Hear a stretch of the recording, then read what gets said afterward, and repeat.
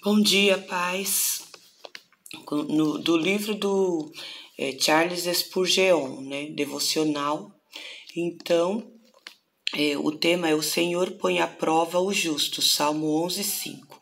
Vamos ler o Salmo 11 para meditar. O Senhor põe à prova o justo. Deus salva os retos e castiga os ímpios. Salmo 11.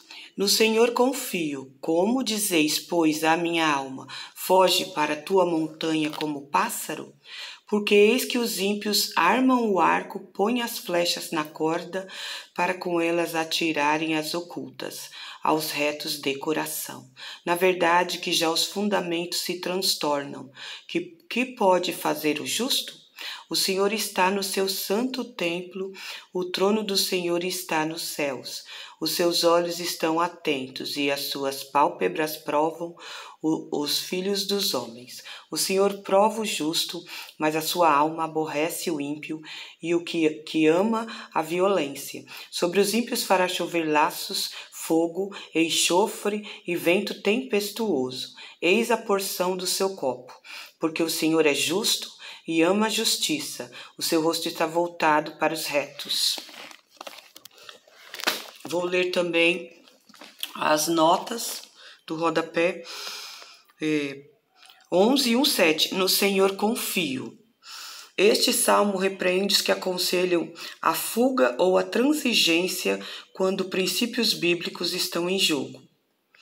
1:3, né? Vou ler. No Senhor confio, como dizeis, pois a minha alma foge para tua montanha como pássaro?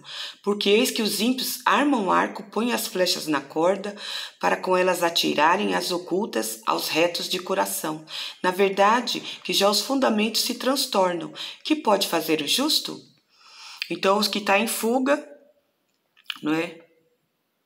Esse salmo repreende, aconselham os que estão em fuga quando princípios bíblicos estão em jogo, né? É o ímpio, né, que foge. Então, o crente fiel refugia-se no Senhor nesses momentos, né? Olha a diferença entre o justo e o ímpio, né? Que o ímpio foge. E ele mesmo diz, foge, né? No Senhor confio. Como dizeis, pois, a minha alma foge para a tua montanha como pássaro? Mas o justo se refugia no Senhor. E o crente fiel refugia-se no Senhor, versículo 1, e mantém sua retidão, mesmo quando os fundamentos se transtornam. Versículo 3, moral e espiritualmente, tanto na sociedade como na igreja. O resultado será que o rosto do Senhor está voltado para os retos. Olha a diferença do justo e do ímpio. 11:5, sua alma aborrece o que ama a violência, porque o Senhor ama a justiça, versículo 7. Vou ler o versículo 7. Porque o Senhor é justo e ama a justiça, o seu rosto está voltado para os retos. Porque o Senhor ama a justiça, mas aborrece os violentos, ou os que se divertem assistindo à violência como forma de passatempo. Tem que tomar cuidado os crentes que assistem filme de luta, com muito sangue, muita violência, né? Para diminuir mais esse tipo que o Senhor não aprova, esse tipo de violência, né? Tudo na mídia, tudo que leva à violência, nós devemos evitar mais, né? Então, os filmes de assassinato, crime, policiais, né? Por isso, o crente deve ser cauteloso quanto a se divertir através da mídia e examinar-se a si mesmo quanto ao ter prazer em cenas de violência e derramamento de sangue. Lucas 23:25. Depois nós vamos ler essas notas. Então, agora eu vou ler do devocional do Charles Spurgeon, como eu tinha falado, né? O Senhor põe à prova o justo, Salmo 11:5. Nós lemos o Salmo 11:5. Então, todos os acontecimentos estão sob o controle da providência. Consequentemente, todas as provas de nossa vida exterior têm sua origem na grande causa primeira. Da nossa vida exterior tem sua origem na grande causa primeira, que é de Deus, né? Do portão de ouro da ordenança de Deus, os exércitos de provas marcham avante em formação, vestidos em suas armaduras de ferro e armados com armas de guerra. Todas as providências são portas para a prova. Até mesmo nossas misericórdias, como rosas, têm seus espinhos. Homens podem se afogar em mares de prosperidade, assim como em rios de angústia. Nossas montanhas não são altas o suficiente e nossos vales não são tão profundos para tentações. As provas espreitam todos os caminhos. Somos acossados e cercados de perigos por todos os lados. E ainda assim, nenhuma chuva cai da nuvem ameaçadora sem permissão. Todas as gotas têm sua ordem antes que atinjam a terra. As provações que vêm de Deus são enviadas para provar e fortalecer nossas virtudes e de imediato ilustrar o poder da graça divina. Para testar a autenticidade dessas virtudes e para acrescentar vigor à nossa vida.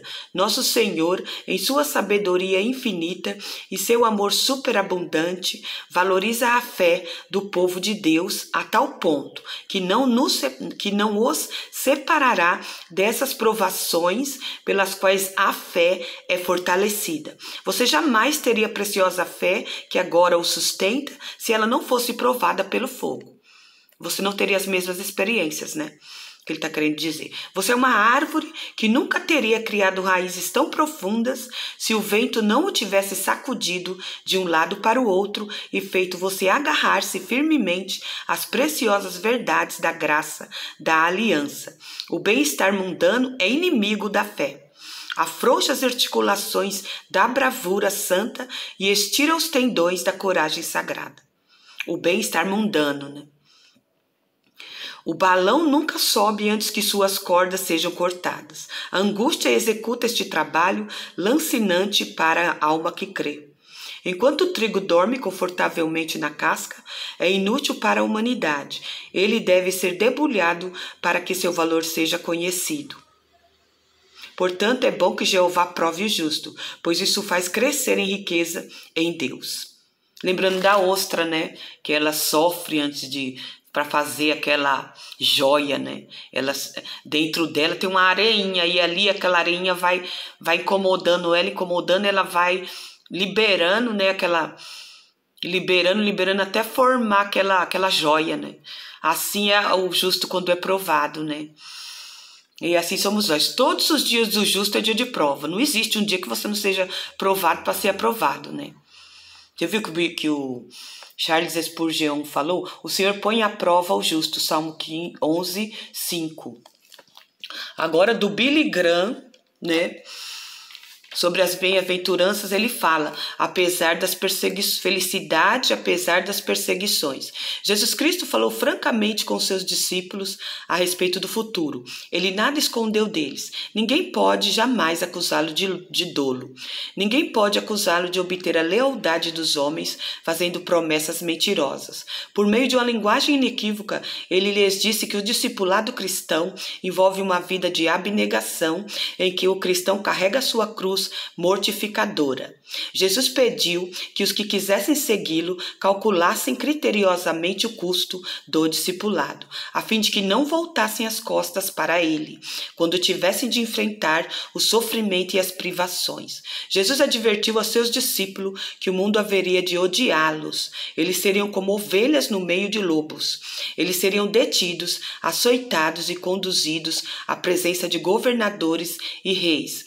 Até os seus próprios entes queridos haveriam de persegui-los, da mesma maneira como o mundo odiava e perseguia a ele mesmo. Assim também o mundo haveria de tratar os seus servos. E também avisou-os como segue: Ele vos expulsarão das sinagogas, mas vem a hora em que todo o que vos matar julgará com isso tributar culto a Deus. João 16:2. Muitos dos seguidores de Cristo sentiram-se desapontados com ele, porque apesar das suas advertências, eles esperavam que ele subjugasse os inimigos deles e estabelecesse um reino político como há tantos outros no mundo. Mas quando se viram face a face com a realidade, eles o abandonaram e já não andavam com ele. João 6,66. Não obstante, todos os verdadeiros discípulos de Jesus tiveram que sofrer por causa da sua fé. Tácito, um historiador romano, escrevendo a respeito dos primeiros mártires cristãos, disse: zombarias de toda sorte que foram acrescentadas às suas mortes.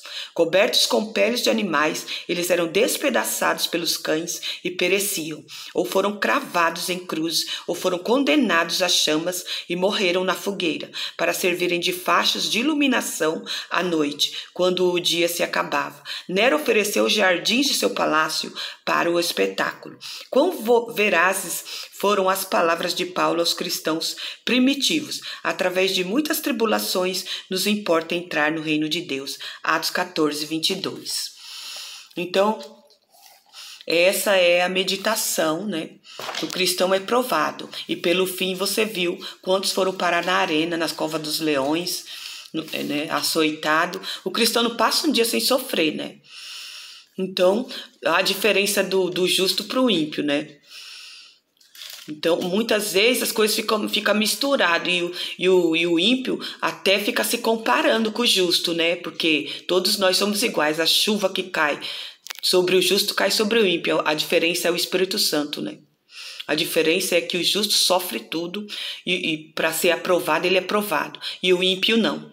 Essa é a grande diferença. Então vamos refletir, né? Porque o nosso adversário anda ao derredor, bramando feito um leão, né? Porque nós temos que nos preocupar mais com a vida espiritual para ser cheio do Espírito, para andar vigiando contra Satanás, que é o nosso pior inimigo. A nossa luta não é contra a carne e o sangue, mas contra o diabo.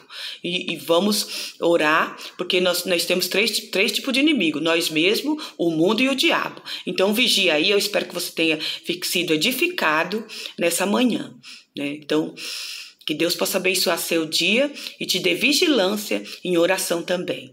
Deus que te abençoe, em nome de Jesus, amém.